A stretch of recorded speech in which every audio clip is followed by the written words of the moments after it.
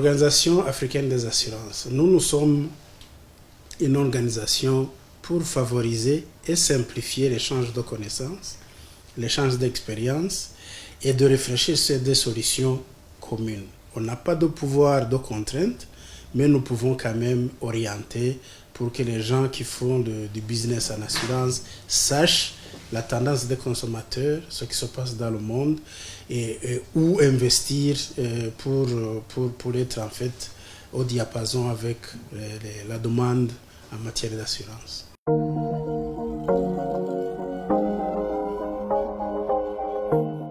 La 9e Assemblée générale et conférence annuelle de l'OAA a comme thème principal la contribution de l'assurance au défi de la sécurité alimentaire en Afrique. Aujourd'hui, le monde est confronté à beaucoup de problèmes. Il y a les changements climatiques, il y a les conséquences des guerres à gauche à droite.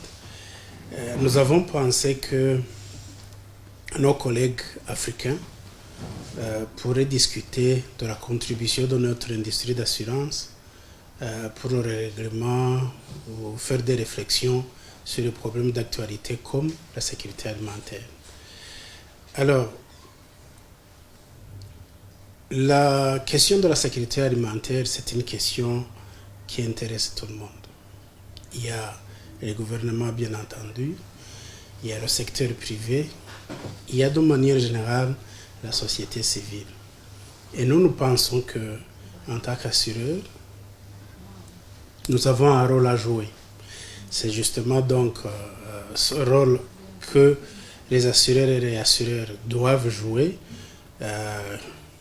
qui sera en fait le centre de nos débats et de nos réflexions.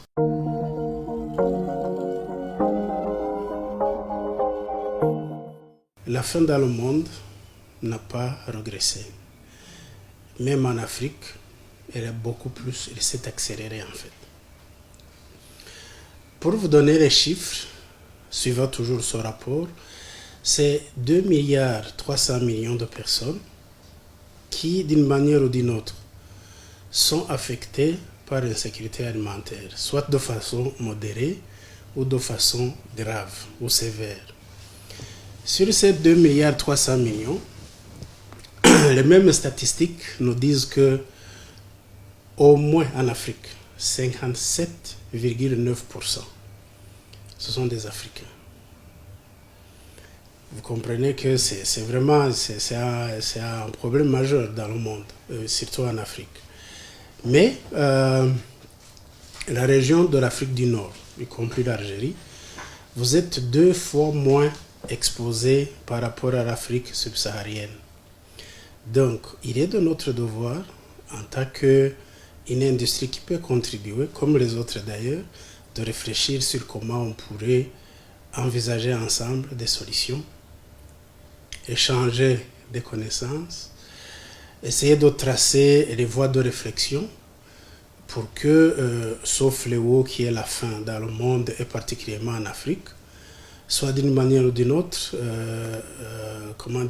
discuter et faire des stratégies pour s'en sortir.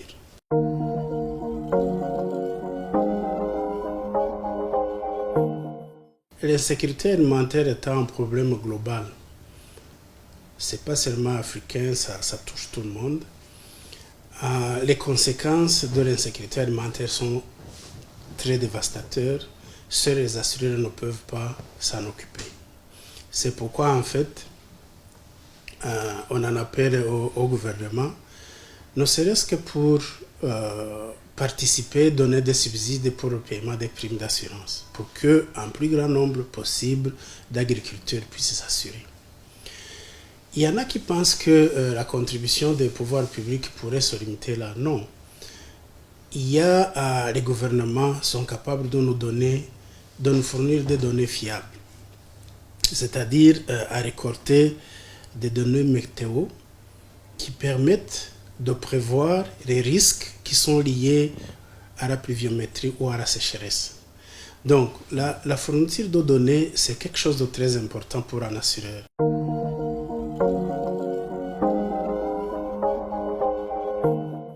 Je je dois vous dire de façon, à mon niveau, au niveau africain, la mutualité agricole ici en Algérie, elle est développée. Vous avez de l'expérience à partager avec le reste du monde. Je ne vois pas en Afrique beaucoup, donc il y en a 2 ou 3 cas similaires à la Sénéma par exemple, là où nous sommes. Je ne fais pas de la publicité pour mon frère, mais c'est une bonne chose. C'est d'ailleurs passé par lui, c'est le gouvernement en fait. C'est un bel exemple que d'autres gouvernements devraient suivre. Si on pouvait aller plus loin en donnant des subsides pour les primes et en développant une réglementation qui favorise le développement de l'assurance agricole, je pense que vous êtes déjà avancé par rapport à beaucoup de pays africains.